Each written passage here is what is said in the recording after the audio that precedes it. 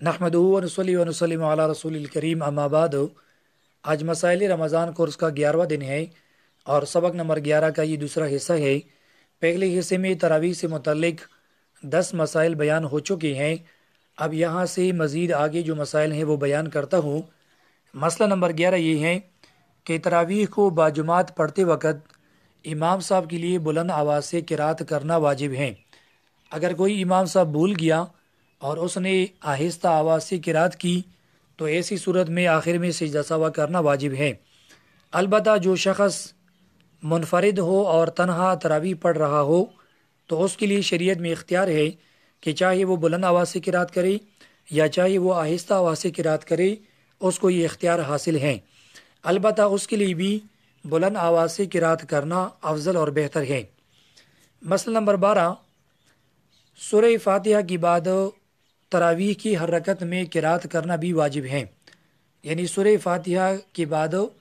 تراویح کی ہر رکعت میں کوئی نہ کوئی سورت پڑھنا یا 3 آیات پڑھنا یا ایک طویل اور لمبی آیت پڑھنا یہ واجب اور ضروری ہے۔ لہٰذا اگر کسی نے سورہ فاتحہ کے بعد قرات نہیں کی، یعنی کوئی سورت نہیں ملائی یا 3 آیات اس نے نہیں پڑھے، تو ایسی صورت میں بھی وہ آخر میں سجدہ سہو کرے گا۔ مسئلہ نمبر 13، تراویح میں ایک بار قرآن کریم ختم کرنا یہ سنت ہے، اور 2 بار کرنا بہتر ہے اور 3 بار کرنا اس سے زیادہ بہتر ہے، تو لہٰذا تراویح میں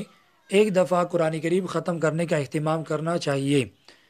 مسئلہ نمبر 14، تراویح میں قرآن کریم ختم کرتے وقت تلاوت کا صحیح طریقے سے اہتمام کرنا چاہیے۔ یعنی ایسا نہ ہو کہ تلاوت اتنی تیزی کے ساتھ ہو کہ جو مقتدی حضرات ہیں ان کو کچھ سمجھ میں نہ آئی، بلکہ ایسی تلاوت کرنا شریعت میں ممنوع ہے۔ تلاوت کرتے وقت حروف اور سکنات کا، مخارج کا اور صفات وغیرہ کا خیال رکھنا چاہیے۔ مسئلہ نمبر 15، تراویح میں قرآن کریم ختم کرتے وقت کسی بھی سورت کی شروع میں ایک دفعہ بلند آواز سے بسم اللہ پڑھنا بھی ضروری ہے، کیونکہ جو امام صاحب ہے وہ تو بسم اللہ پڑھتا ہے، لیکن جو مقتدی حضرات ہیں ان کے لیے بھی ایک دفعہ بسم اللہ پڑھ یعنی سننا تراویح میں یہ ضروری ہے تاکہ ان کا قرآن کریم مکمل ہو جائے۔ مسئلہ نمبر 16، تراویح میں قرآن کریم ختم کرتے وقت ایک طریقہ تو یہ ہے جو کہ عوام میں مشہور ہے کہ وہ آخری رکعت میں یعنی 19ویں رکعت میں وہ سورہ ناس تک پڑھتے ہیں اور پھر 20ویں رکعت میں وہ سورہ بقرہ کی ابتدائی آیات کو پڑھتے ہیں، تو لہٰذا یہ طریقہ بھی جائز ہے، بلکہ بعض لوگوں نے اس کو مستحب لکھا ہے۔ البتہ یہ طریقہ سنت نہیں ہے اور اس کے اوپر عمل کرنا بھی ضروری نہیں ہے۔ لہٰذا اگر کوئی امام صاحب قرآن کریم ختم کرتے وقت آخری رکعت میں سورہ ناس پڑھے اور سورہ بقرہ کی جو ابتدائی آیات ہے وہ نہ پڑھے، تو تب بھی اس کی تراویح اور اس کا جو ختم ہے وہ مکمل ہے اور اس کو بھی پورا کا پورا ثواب ملے گا۔ مسئلہ نمبر 17 یہ ہے کہ قرآن کریم کے ختم کے دوران اگر ایک آیت یا چند آیات چھوٹ جائے، رہ جائے، تو ایسی صورت میں اگلی رکعت میں ان آیات کو پڑھنا ضروری ہے، اور پہلے جو ہے ان آیات کو پڑھے جو رہ گئی ہیں، اس کے بعد جہاں تک اس نے قرات کی تھی امام صاحب جو ہے آگے اس سے تلاوت سنا دے، تو یہ طریقہ کار ہے۔ مسئلہ نمبر 18 یہ ہے کہ اگر کسی امام صاحب نے تراویح میں قرآن کریم کی تلاوت سنائی اور پھر بعد میں معلوم ہوا کہ وہ رکعت فاسد ہو گئی تھی کسی وجہ سے، تو اب جو تلاوت اس نے کی ہے اس تلاوت کو دوبارہ سنانا ضروری ہے۔ یہ راجح اور مفتبی قول ہے۔ البتہ بعض علماء کرام یہ فرماتے ہیں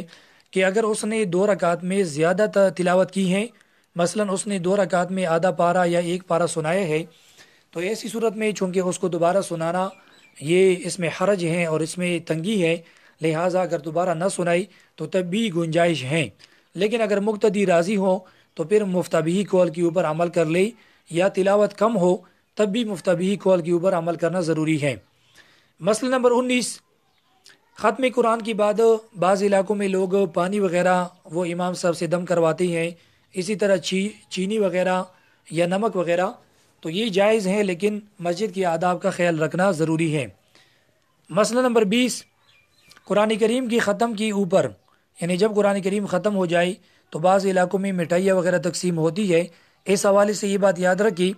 کہ یہ مٹھائی اس وقت جائز ہے کہ جب تمام لوگ اپنی رضامندی سے پیسہ دے دیں، یعنی اس کے لیے چندہ وغیرہ نہ ہو، اس کے لیے چندہ کرنا بالکل ناجائز ہے، کیونکہ یہ کوئی ایسا ضروری کام نہیں ہے جس کے اوپر دین کی بنیاد ہو اور دین میں کوئی ضروری امر ہو، لہٰذا مٹھائی اس وقت جائز ہے کہ جب لوگ اپنی خوشی رضامندی سے پیسے دے دیں اور اس کے لیے چندہ نہ ہو۔ اسی طرح اس کے لیے جو فقیر و مسکین لوگ ہیں ان کے لیے کوئی شرم اور عار بھی نہ ہو،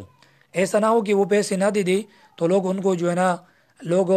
ان کو شرم دلائے یا ان کی پیچھے باتیں کرے، یہ بھی شریعت میں بالکل ناجائز ہیں۔ تیسری شرط یہ ہے کہ مسجد کی آداب کا مکمل خیال رکھا جائے۔ اکثر علاقوں میں نے دیکھا ہے کہ مٹائی کی وقت وہ مسجد کے آداب کا خیال نہیں رکھتے، بلکہ مسجد میں شور شرابہ ہو جاتا ہے اور مسجد کو ملوث کیا جاتا ہے، تو لہٰذا جہاں مسجد کے آداب کا خیال نہ رکھا جائے وہاں اس کی بالکل اجازت نہیں ہے۔ اسی طرح چوتھی شرط یہ ہے کہ اس عمل کو ضروری نہ سمجھا جائے۔ اکثر علاقوں میں ختم قرآن کے بعد مٹھائی تقسیم کرنے کو ضروری خیال کیا جاتا ہے، تو جہاں پر یہ چار شرائط نہ ہو وہاں پر اس کی بالکل اجازت نہیں ہے۔ ہمارے جو اکابر علماء کرام ہیں اس سے سختی سے منع کرتے ہیں، لہٰذا اس رسم کو ختم کرنا ضروری ہے۔ باقی میں تو کہتا ہوں کہ اس رسم کو مکمل طریقے سے اس کو ختم کر لے تاکہ لوگوں کے ذہن سے یہ بات نکل جائے کہ ختم قرآن کے اوپر مٹھائی تقسیم کرنا بھی کوئی عمل ہے۔ 21واں مسئلہ یہ ہے کہ بعض لوگ تراویح پڑھتے وقت امام کی رکوع کا انتظار کرتے ہیں، اور جب امام رکوع میں جاتا ہے تو یہ لوگ فوراً نیت باندھ کر امام کے ساتھ رکوع میں شریک ہوتے ہیں، تو یہ بات یاد رکھی یہ عمل مکروہ ہے اور یہ منافقین کا طریقہ ہے، اور اسی طرح قرآن کریم کا جو ختم ہوتا ہے اس کے ثواب میں یہ لوگ شریک نہیں ہیں، کیونکہ تراویح میں قرآن کریم سننے کے لیے ضروری ہے کہ اس کو تراویح میں سنا جائے، اور ان لوگوں نے تو نیت نہیں باندھی دی تو لہٰذا ان کو اس کا ثواب نہیں ملے گا، لہٰذا یہ طریقہ بھی قابل ترک ہیں، اور اس کے اوپر جو ہے نا جو علماء حضرات ہیں وہ اس کو بیان کر لے۔ مسئلہ نمبر 22 یہ ہے کہ مردوں کے لیے مسجد میں باجماعت تراویح پڑھنا یہ سنت علی الکفایہ ہے، یعنی پہلے میں نے بیان کیا کہ ہر مرد اور عورت کے لیے جو عاقل اور بالغ ہو اس کے لیے تراویح پڑھنا سنت مؤکدہ ہے، اور یہاں مسئلہ یہ ہے کہ باجماعت پڑھنا مسجد میں پڑھنا یہ بھی سنت علی الکفایہ ہے، لہٰذا اس سے مسئلہ معلوم ہوا کہ جو مرد گھروں میں دفتروں میں بغیر کسی عذر کی تراویح پڑھتے ہیں تو وہ مسجد کی ثواب سے محروم ہوں گے،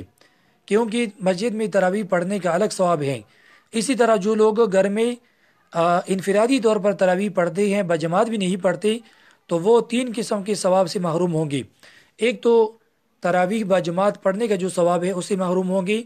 اور دوسرا جو ہے مسجد کی ثواب سے محروم ہوں گی، اور تیسرا جو ہے وہ جو سنت علی الکفایہ ہے اس کے ثواب سے بھی محروم ہوں گی، لہٰذا گھروں میں اس باب کا اہتمام نہ کریں بلکہ مسجد میں جا کر مردوں کے لیے